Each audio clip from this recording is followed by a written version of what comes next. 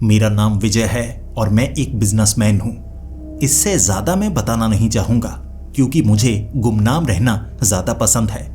जब आप बड़े आदमी बन जाते हैं, ज्यादातर आपको अपने बारे में बताना नहीं चाहिए, वरना लोग आपका फायदा उठा सकते हैं। लेकिन मैं इतना कह सकता हूं, मैं एक बड़ा बिजनेसमैन हूं, ठीक ठाक कमा लेता हूं और जितने भी रुपए कमाता हूं उसे घूमने फिरने में उड़ाता हूं। मैं कोई अय्याशी नहीं करता, लेकिन मुझे ऐसी जगह देखना पसंद है जो पहाड़ों में बसी हो या पर्वत या समुद्री इलाके।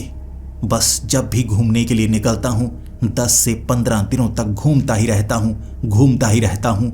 और इस बार घूमते घूमते मैं हिमाचल आया हुआ था और सोचा था 7 दिन यहीं पर बिता कर जाऊंगा। यहाँ एक इलाका है धर्मशाला।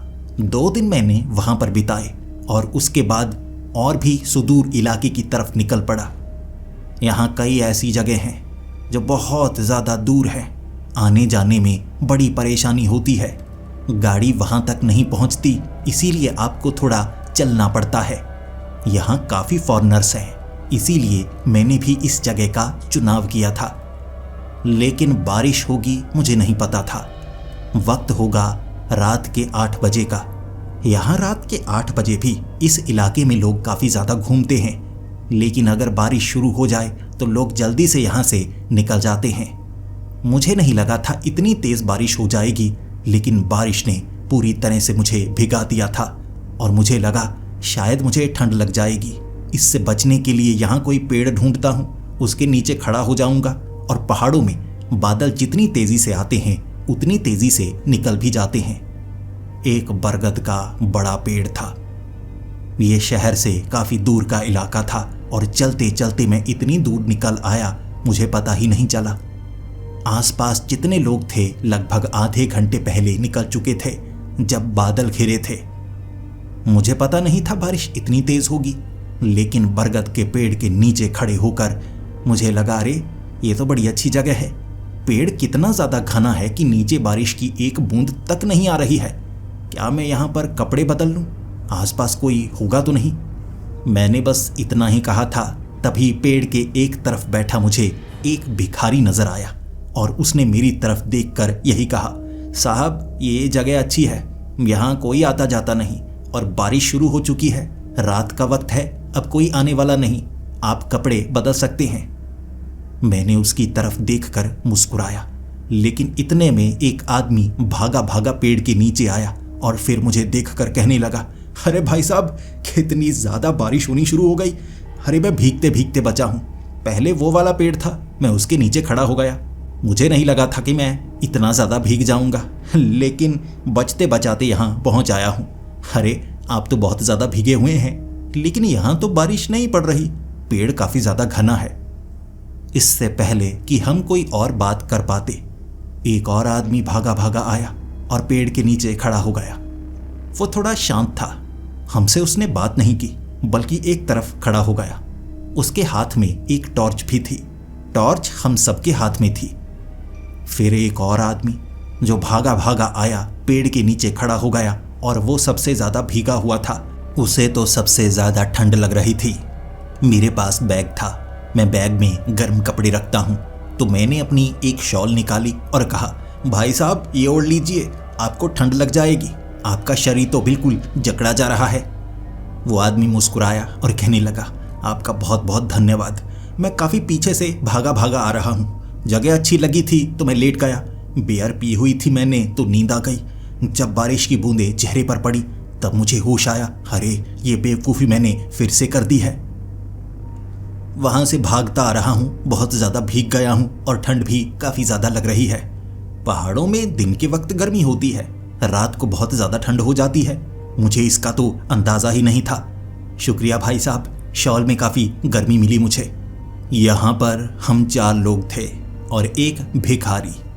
भिखारी हमें कहने लगा, साहब यहाँ से जल्दी से निकल जाओ, ये जगह सुरक्षित नहीं है, यहाँ पर भूतों की कई कहानियाँ सुनाई जाती हैं, बेवजह डर जाओगे।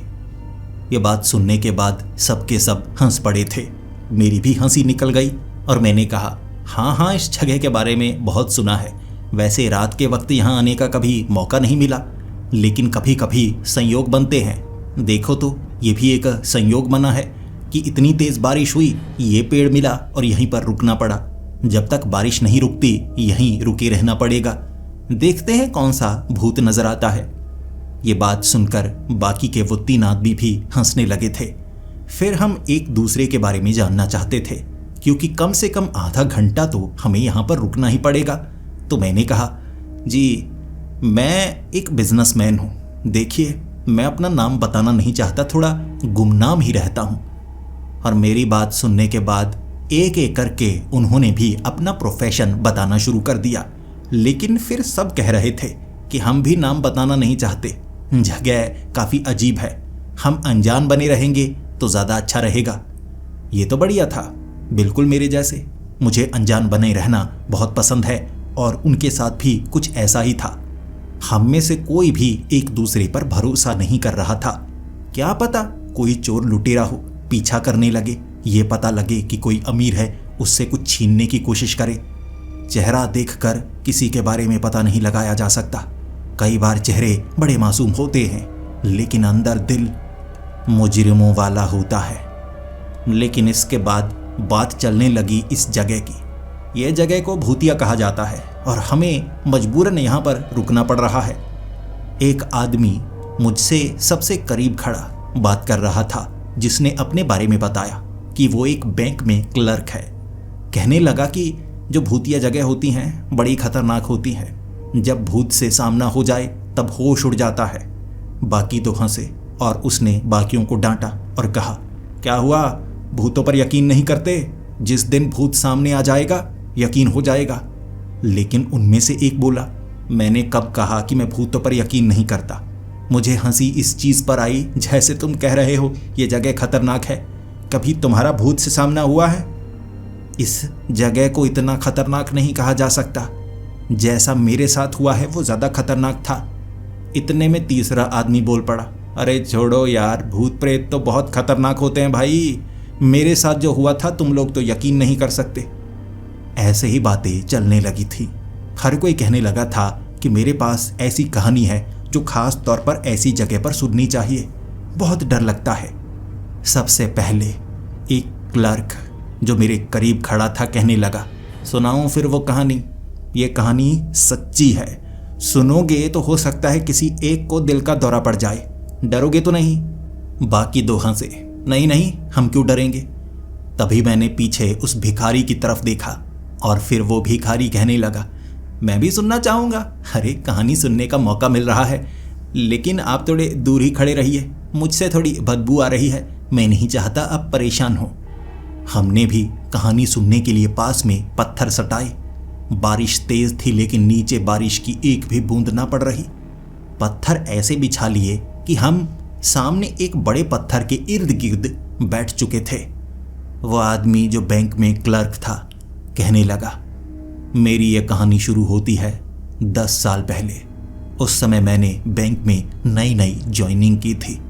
वक्त सुबह के 9 बजे से हुआ करता और शाम को 6 बजे मुझे छुट्टी हो जाती। उसके बाद मैं घर की तरफ आया करता था। लगभग 6 महीने तक मैं ऐसा ही करता रहा।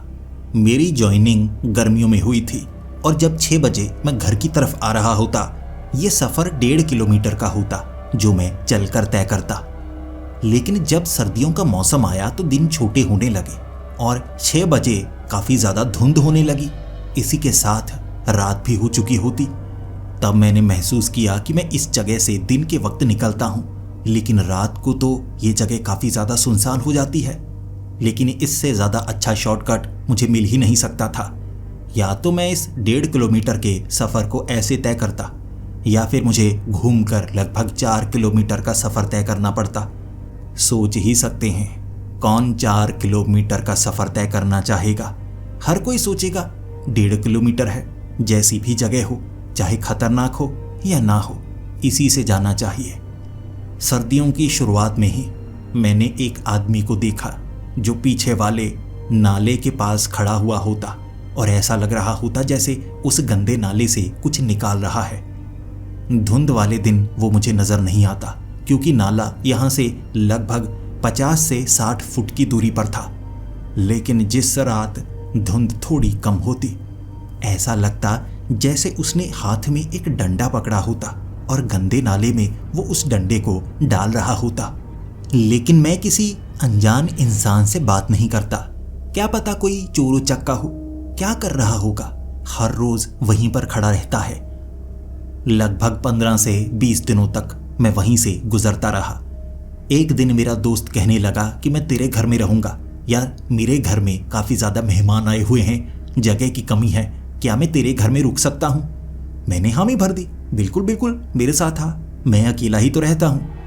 लेकिन तुझे 1.5 किलोमीटर चलना पड़ेगा, तब जाकर मेरा घर आएगा। रास्ता सुनसान है, चल पाएगा? तेरे पास तो बाइक होती है ना? उसने कहा, बाइक मेरे चाचा जी के पास है, अब मेरे चाचा जी चला रहे हैं। मेहमान है ना घर में, 3-4 लोग और हैं, तो बेड की भी कमी है, फर्श पर भी गद्दे बिछाए नहीं जा सकते। मैंने कह दिया कि मैं अपने दोस्त के घर में रह लूंगा। बेवजह रिश्तेदार आ जाते हैं, परेशान करते हैं। तेरे साथ रहूंगा तो बड़ा मजा आएगा। ऑफिस में भी हम ढेर सारी बातें करते हैं, तेरे घर में भी हम बातें करेंगे, खाना पीना मेरी तरफ से। मैंने कहा ठीक है। तो रास्ते में हमने कुछ खाने पीने का सामान लिया। तब हम उसी जगह से गुजर रहे थे। उस रात धुंध थोड़ी कम थी, वक्त 7:30 बजे का होगा। सामान लेने में देरी हो चुकी थी। उस गंदे नाले के पास हाथ में डंडा लिए उस नाले के अंदर से कुछ तो निकाल रहा था वो आदमी। मेरा दोस्त कहने लगा, ये कैसी जगह है, बड़ी गंदी सी है, और ये कैसा आदमी है, नाले से क्या निकाल रहा है? मैंने अपने दोस्त को कहा, यार ये हर रोज मुझे नजर आता है, इस जगह पर वो गंदे नाले से कुछ ना कुछ तो निकाल रहा होता है। मुझे लगता है ये कोई कबाड़ी वाला है, कबाड़ का सामान यहाँ ये संभाल कर रखता होगा। फिर मेरे दोस्त ने कहा, यार एक बार सोच कर देख, कोई कबाड़ी ऐसे गंदगी में कुछ डालेगा? मुझे लगता है ये कोई स्मगलर है या कोई नशेड़ी है। लेकिन अगर नशेड़ी भी हो तो भाई अच्छी जगह पर रखेगा ना, नशे करने के लिए से मुंह में डालना पड़ता है, ऐसे गंदे नाले में कौन कोई चीज छिपाएगा? मुझे लगता है ये सोने के गहने हो सकते हैं, ये कोई चोर है भाई। एक बार सोच कर देख, अगर 5-6 करोड़ के गहने यहाँ पर हों, हमें पता लग जाए, बता तू क्या करेगा? मैंने कहा, अगर ऐसा हो तो मैं पुलिस के पास जाऊंगा। मेरे दोस्त ने कहा, यार तू छोटी बातें करता रहता है, अब बता, तू पुलिस को बताएगा 5-6 करोड़ के गहने, तुझे क्या लगता है 10% तुझे मिलेगा? अबे ये कहानियां हैं बस, पुलिस वाले चोर खुद हैं। क्या करेंगे वो 5-6 करोड़ का? अपने नाम पर इनाम डाल देंगे और तुझे कुछ नहीं मिलेगा। सोच कर देख, अगर 5-6 करोड़ के गहने हों, उसमें से कुछ हिस्सा तो हम ले ही सकते हैं। तो एक बार देखें ये करता क्या है, करीब से जाकर इससे बात करते हैं। अब देख, ऐसे बात करनी है जैसे हम पुलिस वाले हैं। अब कपड़े देख, ऑफिस वाले हैं, कह देंगे कि हम पुलिस वाले हैं, ऑफिस वर्क करते हैं। घबरा गया तो समझ जाना कि कोई चोर उचक्का है, चोरी की चीज़ छिपा रहा है। जैसा जैसा मैं कहूँ वैसा वैसा तुम भी कहना, बस मुझे सपोर्ट करना, बाकी बात मैं करूँगा। मैंने अपने दोस्त को मना किया था, बेवजह किसी को परेशान क्यों करना। लेकिन मेरा दोस्त लालची था। वो हमेशा से कहा करता था कि भगवान ने अगर एक मौका दे दिया वो नौकरी छोड़ देगा। वो नौकरी करना नहीं चाहता, वो बिजनेस करना चाहता है, बस उसके पास पैसों की कमी है। धीरे धीरे अपने कदम आगे बढ़ाते हुए हम उस आदमी के काफ़ी ज़्यादा करीब पहुंचे और फिर मेरे दोस्त ने आवाज़ लगाकर कहा, ओ क्या कर रहा है, क्या कर रहा है, क्या छिपाया तूने, क्या छिपाया तूने? वो जो आदमी था ना, ज़रा नहीं घबराया। उसने पीछे मुड़कर देखा तक नहीं, बल्कि वो गंदे नाले में डंडा मारता रहा। फिर मेरे दोस्त ने मुड़कर मेरी तरफ देखा और इशारा किया, ये तो हिला तक नहीं। मैंने कहा, जोर से बोल, जोर से बोल। फिर मेरे दोस्त ने कहा, क्या कर रहा है, देख हम पुलिस वाले हैं। जब हमने कहा हम पुलिस वाले हैं, उसके हाथ से वो डंडा छूट गया। फिर मेरे दोस्त ने मेरी तरफ देखा और आंख मारी कि बात बन गई, ये चोर लगता है, पुलिस के नाम से डर चुका है। उसके बाद मेरे दोस्त ने कहा, पलट पलट और बता यहाँ क्या कर रहा था, क्या छिपाया है तूने? नशे वाली चीज़ है, सोना चांदी है, लूटा है किसी को, चोरी की है किसी के घर में, बता दे। देख देख, हम बुरे पुलिस वाले नहीं हैं। अगर तू प्यार से बात करेगा तो समझ जा, हम तेरे दोस्त बन सकते हैं। तब उस आदमी ने पीछे मुड़कर देखा, और जब उसने पीछे मुड़कर देखा, वो दृश्य मैं कैसे बयां करूं। पीछे से वो साधारण आदमी लग रहा था। जब उसने हमारी तरफ देखा, जो उसकी खोपड़ी थी ना, आगे वाला हिस्सा नहीं था, अंदर दिमाग नहीं, आगे हड्डी नहीं, बिल्कुल जैसे कोई कटोरी हो। सर उसका कटोरी की तरह अंदर खाली था। ये दृश्य देखने के बाद मैं तो बहुत ज्यादा डर गया। मैं सबसे पहले भागा, मेरा दोस्त भी मेरे पीछे पीछे। हम चिल्ला रहे थे और वो आदमी वहीं पर खड़ा था। भागते भागते उस इलाके से काफी ज्यादा दूर निकले हम, और उसके बाद मैंने तो खुद को संभाल लिया, लेकिन मेरा दोस्त खुद को संभाल नहीं पा रहा था। उसे बहुत ज्यादा उल्टी आने लगी, और एक बार तो उल्टी करते करते वो बेहोश हो गया था। किसी तरह से मैंने उसे होश में लाया, और फिर हम चलते चलते मेरे घर तक पहुंचे। घर में पहुंचकर भी हमें बहुत ज्यादा डर लग रहा था, लेकिन उससे भी ज्यादा डरावनी घटना ये हुई कि मैं हमेशा खिड़की खोलकर सोया करता था। बेड के बिल्कुल साथ में वो खिड़की थी। मैं दाईं तरफ सोया करता था और खिड़की भी दाईं तरफ थी, लेकिन मेरा दोस्त कहने लगा कि इस तरफ मैं सोऊंगा। कमरे में गर्मी हो चुकी थी। मैंने कहा खिड़की तो थोड़ी सी खोलनी पड़ेगी ना यार, हीटर ज़्यादा गर्म कर देता है, बाहर से हवा आती जाती रहेगी। मेरा दोस्त दूसरी तरफ था, और फिर वो चिल्लाया, और चिल्लाया ऐसे कि उसका एक झटके में गला बैठ गया। किसी चीज़ से वो बहुत ज़्यादा डर गया था, और फिर उसने अपनी उंगली ऊपर की तरफ करके कहा, वो खिड़की के सामने देख, वो खिड़की के सामने देख। हम दोनों ने देखा था, वो कटोरी जैसी खोपड़ी वाला सड़क के दूसरी तरफ खड़ा था। इसी तरफ देख रहा होगा, आंखें नहीं थी, फिर भी जैसे देख रहा हो। उस रात हम सो ही नहीं पाए। खिड़कियां हमने बंद कर दी, दरवाज़ा हमने बंद कर दिया। ऑफिस हम गए ही नहीं, बुखार चढ़ चुका था। हम सीधा पहुंचे मंदिर में, और मंदिर में जाकर हमने पुजारी जी को इसके बारे में बताया, और पुजारी जी ने वहां पर पूजा की और हमारे गले में डालने के लिए एक रुद्राक्ष माला दी, और कहा कभी भी किसी अनजान जगह पर किसी अजनबी से बात नहीं करनी चाहिए, क्या पता वो जिंदा हो या मुर्दा हो। ऐसी गुमनाम जगहों पर भटकती हुई आत्माएं अपना घर बनाकर बैठी होती हैं, उन्हें परेशान नहीं करना चाहिए। उस दिन के बाद हमें वो कटोरी वाली खोपड़ी वाला आदमी कभी नजर नहीं आया, लेकिन जिंदगी में पहली बार भूत देखा था, भूत अपनी आंखों से, ये सच है। उसकी ये बातें सुनने के बाद हम सब भौचक्के थे। मैंने बाकी दो आदमियों की तरफ देखा। यार कहानी सच में खतरनाक है, और ये सोचकर सबसे ज्यादा डर लग रहा है असली कहानी है। अगर किसी के साथ ऐसा हो वो क्या करेगा। फिर दूसरा आदमी कहने लगा, अरे ये तो कुछ भी नहीं, मैं अपनी कहानी सुनाता हूँ। पक्का इस कहानी को सुनने के बाद किसी को दिल का दौरा ना पड़ जाए। भाई मैं पहले कह रहा हूँ, कमज़ोर दिल वाला तो नहीं कोई। मैंने कहा नहीं नहीं नहीं नहीं, कमज़ोर नहीं। उस क्लर्क ने भी कहा। पीछे वो ठिठुरता हुआ आदमी भी कहने लगा, सुना सुना भाई, डर के मारे थोड़ी गर्मी लगेगी। लेकिन भिखारी से किसी ने पूछा भी नहीं। फिर वो आदमी कहने लगा, मैं हूँ उत्तर प्रदेश का एक किसान। मैं खेतों में रहता हूँ रात के वक्त, और मेरा खेत ऐसी जगह पर है कि आसपास और भी कई खेत हैं, लेकिन उन किसानों ने भी उन खेतों की देखभाल का जिम्मा मुझे दिया हुआ है। उसके अलग से मुझे रुपए मिलते हैं। तो कह सकते हैं कि उस जगह पर मैं पूरी तरह से अकेला होता हूँ। मुझे नहीं पता था ऐसा कुछ होता है। मैं भूतों पर यकीन नहीं किया करता था। मुझे लगता था कि ये झूठी कहानियां होती हैं। लेकिन उस रात जब मुझे जैसे स्टील की प्लेट पर कोई चम्मच मार रहा हो, ये आवाज़ करीब से सुनाई देने लगी। मुझे लगा कोई ना कोई तो है। फिर जो छोटा सा घर बना हुआ था खेत के बीच में, एक ही कमरा था जहां पर खाद रखी जाती थी और एक छोटी सी खटिया लगी थी। मैं उस खटिया पर सोया करता था। मैंने सीढ़ी लगाई और मैं छत पर चढ़ा।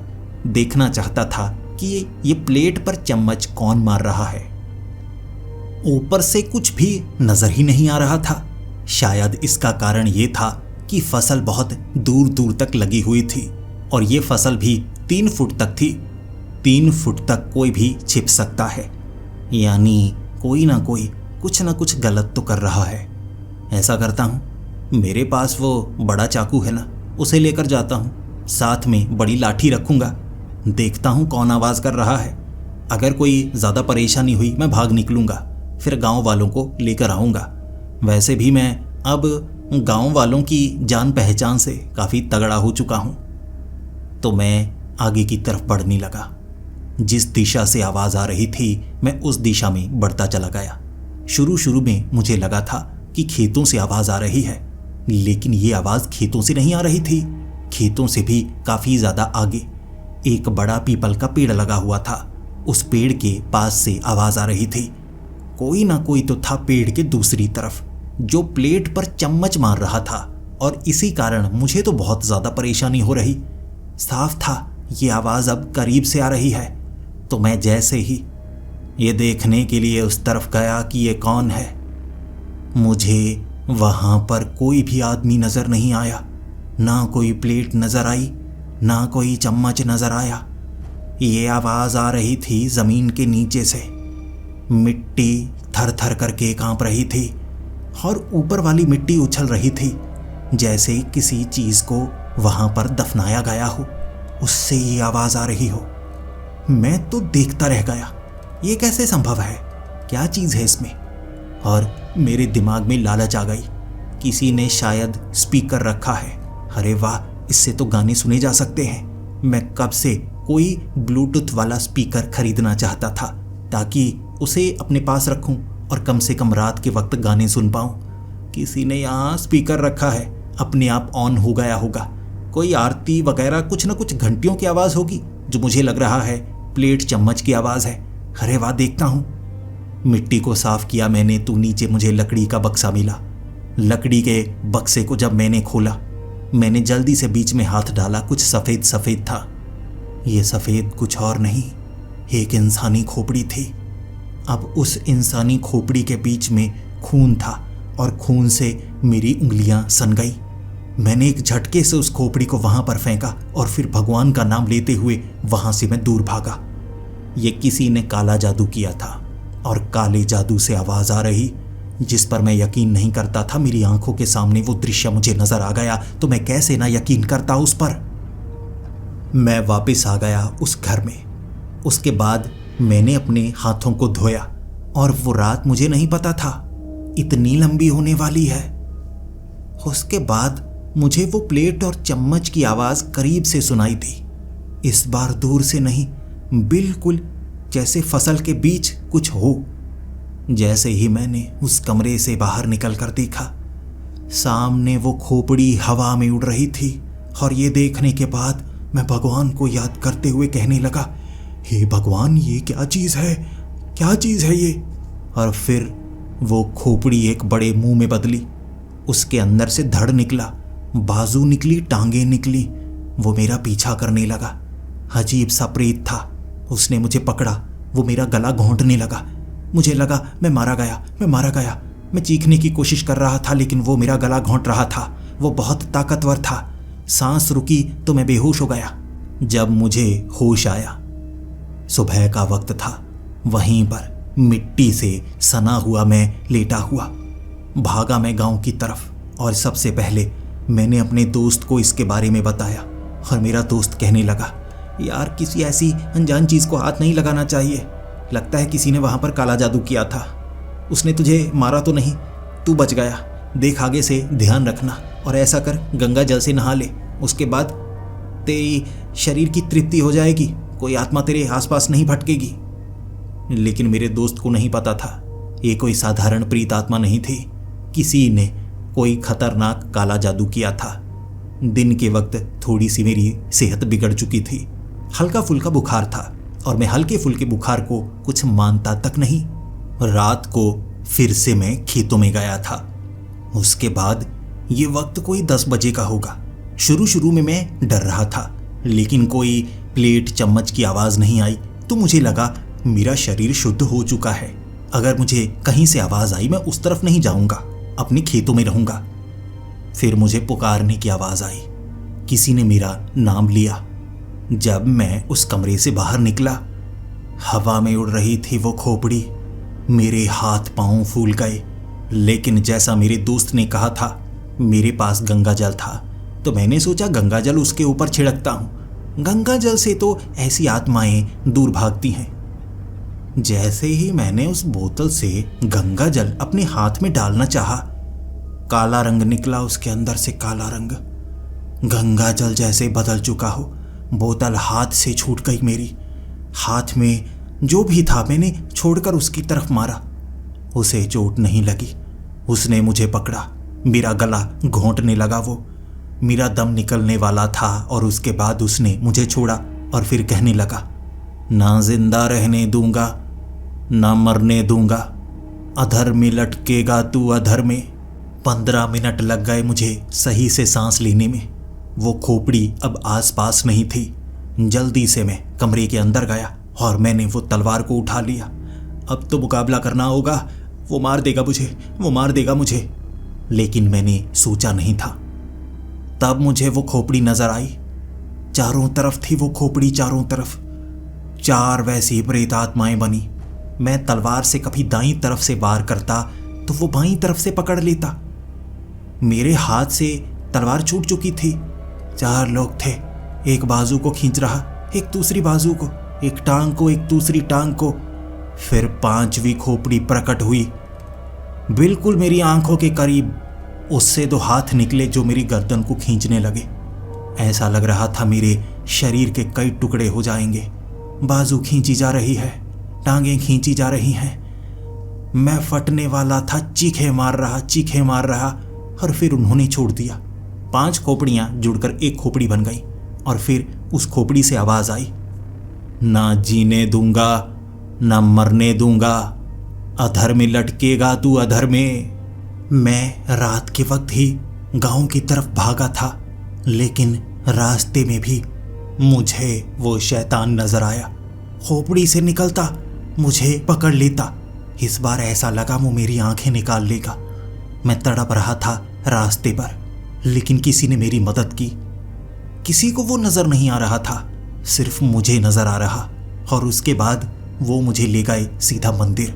मेरे दोस्त ने कह दिया था, इसके ऊपर एक प्रेत का साया है।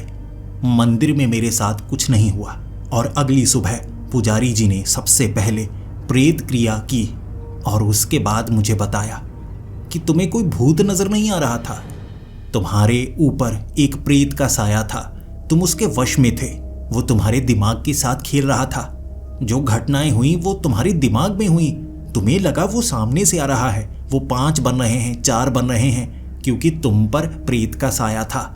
काले जादू के जरिए किसी ने वहां प्रेत को दफनाया था और कुछ लोग जानबूझकर ऐसा करते हैं, अपने घर की बुराई को दूर करने के लिए किसी और के ऊपर मुसीबत को छोड़ देते हैं। लेकिन बच्चे, अब डरने की कोई खास जरूरत नहीं है, प्रेत निवारण हो चुका है। और उसके बाद पुजारी जी ने मुझे एक रुद्राक्ष की माला पहनने के लिए दी, जिसके बाद मुझे वो प्रेत नजर नहीं आया।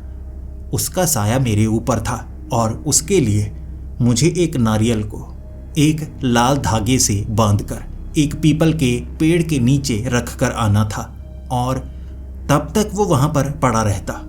अगर कोई कौवा, कोई जानवर उसे छुए तो अगले 7 दिनों में वो मारा जाएगा, और अगर कोई इंसान उसे छूता है तो वो प्रेत उसके ऊपर आ जाएगा।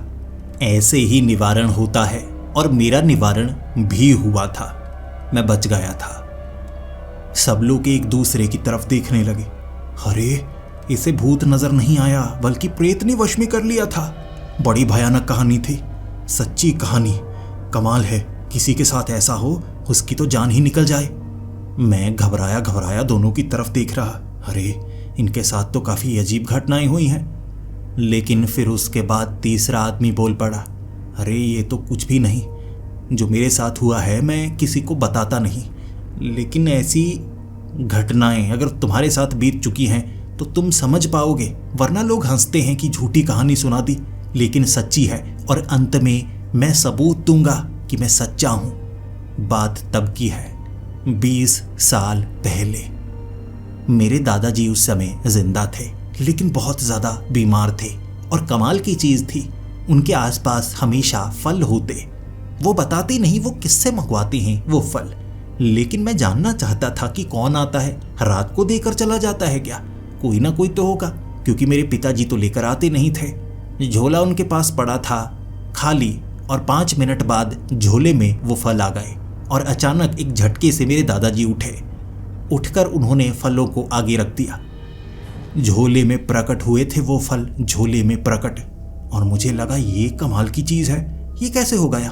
दादाजी तो जादूगर हैं। अगले दिन मैंने दादाजी से बहुत ज़्यादा बहस की कि बताइए दादाजी, ऐसा जादू आप कर सकते हैं तो मुझे भी सिखाइए, मैं भी चाहता हूँ घर में हमेशा फल रहें। लेकिन दादाजी ने कहा नहीं, हर चीज़ की एक कीमत होती है। इन फलों की कीमत मैं चुका चुका हूँ, इसीलिए ये मुझे मिलते हैं। समझने की कोशिश करो, बहुत नुकसान है इसमें। मैंने बहुत कुछ गंवाया है, तब जाकर ये पाया है। मैंने कहा दादाजी मैं गंवाने को तैयार हूँ, बताइए मुझे। दादाजी ने बताया ही नहीं और मैंने दादाजी से झगड़ा कर लिया। 1 महीने तक मैंने दादाजी से बात ही नहीं की, मैं उनके पास ही नहीं आता। वो बहुत ज़्यादा बीमार रहने लगे थे और आखिरी समय में उन्होंने कहा मुझे माफ़ कर दे, मुझे माफ़ कर दे। मैं उनसे मिला, मुझे भी दया आ रही थी, मैं भी उनसे मिलना चाहता था, लेकिन मैं बस जानना चाहता था इतना बड़ा जादू कर सकते हैं, मुझे सिखाइए। और उस रात दादाजी ने कहा था मैं मजबूर हूँ, लेकिन तुझे बताना तो होगा, मरते वक्त सब कुछ बताना पड़ता है। ये रात मेरी आखिरी रात है और मुझे इसकी जानकारी पहले से मिल चुकी है, लेकिन मैं तुझे सच बताऊंगा, बस जैसा मैं कहता हूँ तुम वैसा करना। ये देखो मेरा लॉकेट, ये लोहे वाला लॉकेट जो मैं हमेशा गले में डाले रखता हूँ। तुम्हारे पिता कहते हैं ये पुराना लॉकेट क्यों पहने रहता हूँ, चांदी क्यों नहीं पहनता, सोना क्यों नहीं पहनता, रुपए तो हैं हमारे पास।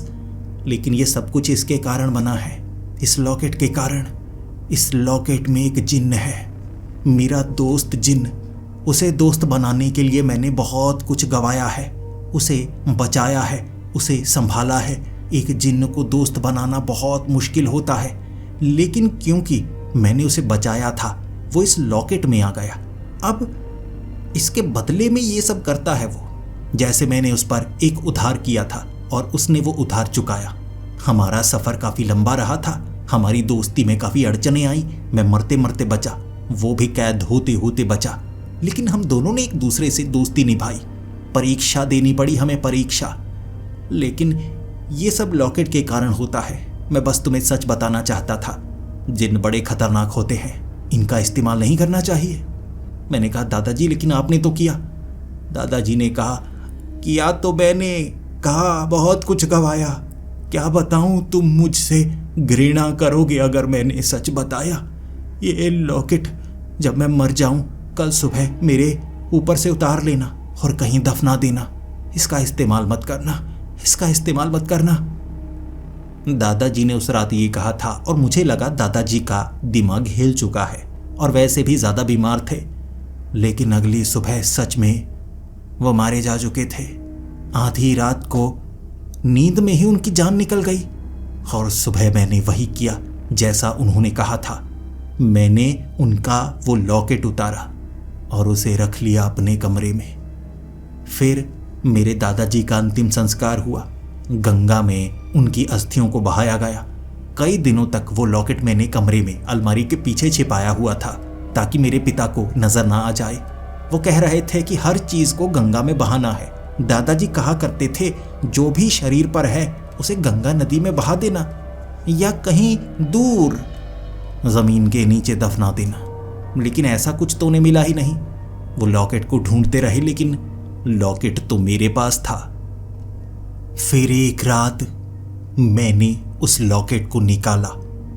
मैं घर में उस लॉकेट का इस्तेमाल नहीं करना चाहता था। मैं नहीं चाहता था कि मेरे पिता को पता लगे, तो मैं अपने घर से दूर निकल कर गया। एक खाली जगह थी, वहां मुझे लगा लॉकेट से जिन्न निकलेगा, मैं उससे बात करूंगा। मैंने लॉकेट को घिसना शुरू कर दिया, कोई बाहर नहीं निकला। मैंने जमीन पर उस लॉकेट को रखा, आवाज लगाई, ओ जिन्न मेरी बात सुन, मैं जो चाहता हूं मुझे दे। लेकिन उस लॉकेट से कोई जिन्न नहीं निकला। जिसके बाद दूर खड़ा एक आदमी मेरी तरफ देखकर हंसने लगा। मैंने ध्यान दिया ही नहीं कि वहां पर कोई खड़ा है। मेरे करीब आकर कहने लगा, जिन इस लॉकेट में है। तुझे लगता है जिन इस लॉकेट में है? तू तभी घिस रहा था ना, वहां खड़ा मैं देख रहा था। मैं बड़ा शर्मिंदा होने लगा। अरे नहीं नहीं, वैसे ही। तब उसने मुझसे वो लॉकेट छीनना चाहा। मैंने कहा मेरा है। वो उसे छीन कर भागना चाहता था। मैंने उसे पकड़ लिया और फिर उसके बाद मैंने पीठ से उसको पकड़ा था। मैं उसके ऊपर बैठ गया था ताकि वो भाग ना पाए और 2-3 मुक्के मैं उसे मार दूं। सोच कर देखिए, पीठ उसकी छाती बन गई, बाजू उसकी उल्टी मुड़ गई और जहां उसका सर था पीछे वाला हिस्सा, वहां से आंखें निकली, नाक और मुंह पूरा पलट गया ऐसे के ऐसे। वो कोई इंसान नहीं था, वो एक जिन्न था। दिखने में बड़ा भयानक और हंसते हुए कहने लगा, तुम्हारे दादा का दोस्त था, इसीलिए तुम्हें अब तक मारा नहीं। तुम्हारे दादा ने तो इस लॉकेट को किसी को दिया हो नहीं सकता, तुमने चुराया होगा। अगर चुराया है तब तो छोड़ दो इसे, मरना नहीं चाहते तो। लेकिन क्योंकि तुम्हारे दादा का मैं दोस्त था तो तुम पर एक एहसान मैं कर सकता हूं। एक चीज तुम्हें मैं दे सकता हूं, जो तुम मांगो। फिर मैं सोचने लगा धन के बारे में, दौलत के बारे में, और फिर मेरे दिमाग में यह भी आया, अगर ऐसा था तो दादाजी के पास बहुत ज्यादा धन दौलत होनी चाहिए थी। वो क्यों दादाजी के पास नहीं आई? कारण क्या था कि उन्होंने इतनी मेहनत की। माना जिन ने फायदा भी करवाया। कई बार घर के नीचे से सिक्के मिलना, छोटी मोटी चीजें उनकी जिंदगी में हुई, हम उसे किस्मत मानते थे। ये जिन्न साधारण नहीं लगता, एक ना एक दिन किसी कीमत को चुकाना पड़ेगा। तो मैं घबराने लगा और उसके बाद मैंने कहा, जो मैं मांगूंगा वो तो बाद में मांगूंगा, कम से कम क्योंकि मेरे दादाजी के तुम दोस्त थे। मैं तुम्हें दादाजी कहकर बात तो कर सकता हूं ना, थोड़ा जान सकता हूं तुम्हारे बारे में। तब उस जिन ने मुस्कुराते हुए कहा, तुम्हारे दादाजी तुम्हारे बारे में बताया करते थे, बिल्कुल वैसे हो। तभी वो कहते थे कि मेरे परिवार के पास मत आना, दूर चले जाना, मेरे मरने के बाद तुम आज़ाद हो जाना, किसी और के करीब मत जाना, जिन खतरनाक होते हैं। मैंने कहा, खतरनाक मतलब? उसने कहा, मैं जो तुम मुराद मांगो मैं तुम्हें दूंगा, बदले में तुमसे वो चीज़ लूंगा जो सबसे ज़्यादा कीमती होती है। इसीलिए मुझसे कोई खास फायदा नहीं होगा तुम्हें। तुम्हारे दादाजी भी छोटी कुर्बानियां दिया करते थे, छोटी चीज़ें मिलती थी, बड़ी कुर्बानी वो दे नहीं पाए। मांगा था मैंने उनसे कि अपनी बीवी की कुर्बानी दो, धन दौलत मिलेगी, शोहरत मिलेगी। उन्होंने नकार दिया। फिर वो समझ गए थे अगर गलती से भी छोटी चीज़ मांग ली तो बदले में कुछ ना कुछ तो देना होगा। मैंने कहा, तो ये बता दो, मैं कुछ मांगूंगा तो मुझे देना क्या होगा? तब उस जिन ने कहा, दौलत शोहरत तुम चाहते हो, लेकिन अब तुम समझ चुके हो कि वो चीज़ नहीं मांगनी। मैं तुम्हारा दिमाग तक पढ़ सकता हूँ। तुम सोच रहे हो कोई 10-15 सोने के सिक्के मांग लिए जाएं, अगले 5 सालों तक छोटा मोटा काम चल जाए, तो बदले में जितना खून तुम्हारे शरीर में है उसका 70% मैं चूसूंगा, 30% रह जाएगा। 1 साल तक तुम तड़पोगे, हो सकता है कोमा में चले जाओ, फिर तुम्हें होश आएगा। बताओ, ये कुर्बानी दे सकते हो? मैं घबरा गया और फिर मैंने कहा, नहीं नहीं नहीं, ऐसी कुर्बानी नहीं। फिर मैंने छोटी छोटी चीज़ें मांगी और वो कहने लगा, अपनी उंगली काट दो, अंगूठे की उंगली काटो, या अपनी आंख दे दो, या अपना कान काट दो। मैंने कहा, ऐसी कुर्बानियां मैं नहीं दे सकता। फिर मैंने हाथ जोड़कर कहा, मेरे दादाजी सही थे, मैं इस लॉकेट को दफना दूंगा, लेकिन कम से कम ये लॉकेट दादाजी की निशानी बनकर मेरे साथ रहे। क्या तुम लॉकेट को छोड़ सकते हो, जा सकते हो? उसने कहा, वाह, दादाजी सही थे तुम्हारे बारे में। थोड़ा सा डराया जाए फिर तुम्हारा दिमाग सही से काम करता है। हाँ, मैं इस लॉकेट को छोड़ दूंगा, लेकिन ये लॉकेट भी तुम्हारे काम आएगा। किसी को डरा सकते हो, मैं तुम्हें कुछ मंत्र बताता हूँ। जब तुम उस मंत्र को पढ़ोगे तो मेरी ताकत इस लॉकेट को हिलाएगी, उड़ाएगी। इसके बाद वो जिन ने लॉकेट के अंदर ताकत दी और फिर वो गायब हो गया। और उसके बाद मैंने उस जिन्न को कभी नहीं देखा और ना ही लॉकेट के जरिए बुलाने की कोशिश की। हम सब उसकी तरफ देख रहे। वाह, ये तो कमाल की चीज है, कहाँ है लॉकेट? उसने जेब से निकाला और कहा, ये देखो सबूत। फिर पत्थर पर रखा, कुछ मंत्र पढ़े, वो लॉकेट हवा में उड़ने लगा। हवा में लहरा रहा था, कांप रहा था। हम सब डर गए। फिर उसने लॉकेट पकड़ा, जेब में डाला और कहा, अरे भाई, दिल का दौरा ना पड़ जाए तुम्हें। तुम्हारी कहानियां ठीक थी, लेकिन ये जिन्न है, पता है कैसे मारता है? ये सच में जिन्न है। सब कह रहे, यार ये कहानी खौफनाक थी, तू तो मरते मरते बचा। मैंने कहा, अभी मेरी कहानी बची है, सुनना चाहोगे? बड़ी खतरनाक है, मैं पहले कहता हूं, ज्यादा तो नहीं डरोगे? सबने कहा, सुनाओ तो। भूत प्रेत, वशीकरण और जिन्न से भी ज्यादा खतरनाक कहानी किसकी हो सकती है? अब उन्हें मैंने अपनी कहानी सुनाना शुरू कर दिया था। उस समय मैं एक खास जगह पर नौकरी किया करता था। कोई बड़ा बिजनेसमैन नहीं था, गरीबी काफी ज्यादा थी। अपने परिवार वालों से मैं दूर रहा करता था। हर रोज मैं काम पर जाता, लेकिन इस रात बारिश हो रही थी और मेरी नाइट ड्यूटी थी। मैंने महसूस किया कोई मेरा पीछा कर रहा है। मेरे पास छाता नहीं था, एक बड़ा गत्ता था जिसे मैंने सर के ऊपर रखा हुआ। बारिश से थोड़ा थोड़ा भीग भी रहा था। वो आदमी मेरे पीछे था, बारिश में भीगा हुआ। ठंड ज्यादा थी। मैंने महसूस किया कि वो मेरे करीब आना चाहता है। फिर मैंने उससे सवाल पूछा, कौन हो तुम? मेरा पीछा क्यों कर रहे हो? उसने मेरा नाम बताया और फिर कहने लगा, काम है तुम्हारे लिए, कर सकते हो, बहुत फायदा करवा सकता हूं मैं तुम्हारा। मैंने फिर उसकी तरफ देखा। उसके कपड़े ठीक ठाक ही थे, ज्यादा अमीर नहीं लग रहा था। मैंने हंसते हुए कहा, पागल तो नहीं हो तुम? पहले अपने लिए कोई अच्छा सा काम ढूंढो, मुझे काम दोगे। फिर मैं फैक्ट्री में चला गया। ऐसा ही कुछ दिन बाद दोबारा हुआ, जब फिर से बारिश हो रही थी। मेरी नाइट ड्यूटी थी। जैसे ही मैं घर से बाहर निकला, दरवाजे के बिल्कुल सामने वो खड़ा, बारिश में भीग रहा था और इस बार उसने सफेद सूट पहना हुआ। कहने लगा, ये महंगे लग रहे हैं ना तुम्हें? अब बताओ, नौकरी करोगे? सच बताऊं, सोने की घड़ी पहनी थी उसने। जो सूट था वो भी काफी ज्यादा महंगा था। मैं तो उसकी तरफ देखता रह गया। फिर मैंने पूछा, आप करते क्या हैं? और कोई भी अमीर आदमी, उसके पास तो कई लोग होते हैं, वो किसी कर्मचारी का पीछा नहीं करता। उसने कहा, मैं कुछ अलग ही हूं, मेरे सोचने का तरीका कुछ अलग है। तुम बताओ, काम करना चाहते हो या नहीं? मैंने कहा, पहले मुझे समझना होगा काम क्या है। उसने कहा, कुछ नहीं, मैं तुम्हें अमीर बना दूंगा। अमीर बनने के बाद जैसा जैसा मैं कहूँगा तुम वैसा वैसा करना।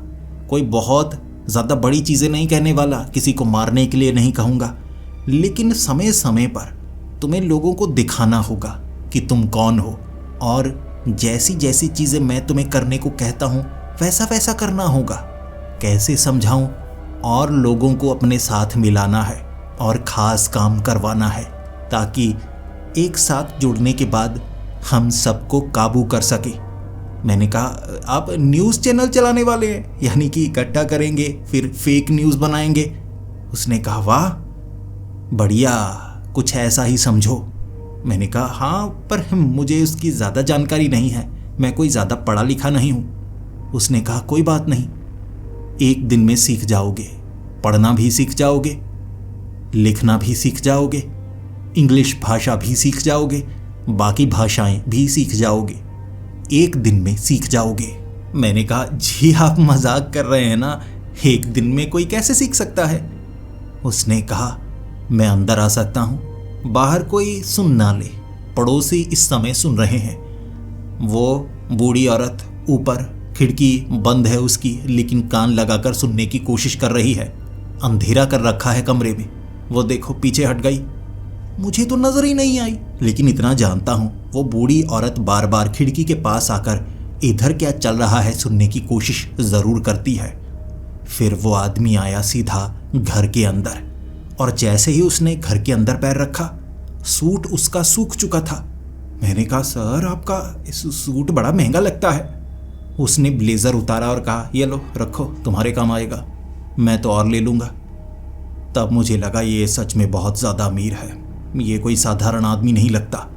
और फिर उसने बताया कि मुझे करना क्या होगा। नौकरी बस इतनी ही है कि मुझे वो अमीर बना देगा। मैंने कहा अमीर कैसे? उसने तब अपना असली रूप दिखाया। वो कोई साधारण इंसान नहीं था। सींग थे उसके, सींग पर आग लगी हुई थी उसके। उसने कहा, मैं शैतान हूं, मेरे लिए काम करोगे? उसका ये रूप देखकर मैं डर चुका था। फिर वो दरवाजे के सामने खड़ा हो गया। उसके 20 और रूप बन गए। चारों तरफ से उसने मुझे घेर लिया था। मैंने चीखना चाहा, मेरे होंठ चिपक चुके थे। ऐसा लगा जैसे मेरे होंठ मौजूद ना हो, मुंह बस साधारण मांस का हिस्सा हो। मैं हैरान, हक्का बक्का, शैतान है ये शैतान, किससे पाला पड़ गया। फिर उसने कहा, बैठो, कुर्सी पर बैठो। देखो, मैं तुम्हें नुकसान पहुंचाने के लिए नहीं आया हूं। मैंने तुम्हें चुन लिया है, तुम भी मुझे चुन लो। फिर हम दोनों बैठे। उसने मुझसे जवाब मांगा, क्या तुम मेरे लिए काम करोगे? मैं शैतान हूं, किसी को मारने के लिए नहीं कहने वाला। मैं वादा करता हूं, ऐसा कुछ नहीं कहूंगा। तुम्हें बस साधारण काम करना होगा। समय समय पर लोगों को इस तरफ लेकर आना होगा, शैतानी इलाके में, ताकि वो भी हमारे साथ जुड़े। जैसे लोग भगवान के साथ जुड़ते हैं, वैसे ही लोगों को शैतान के साथ जोड़ना है। धर्मगुरु भगवान के साथ जोड़ने की कोशिश करते हैं और तुम लोग मिलकर शैतान के साथ जोड़ोगे।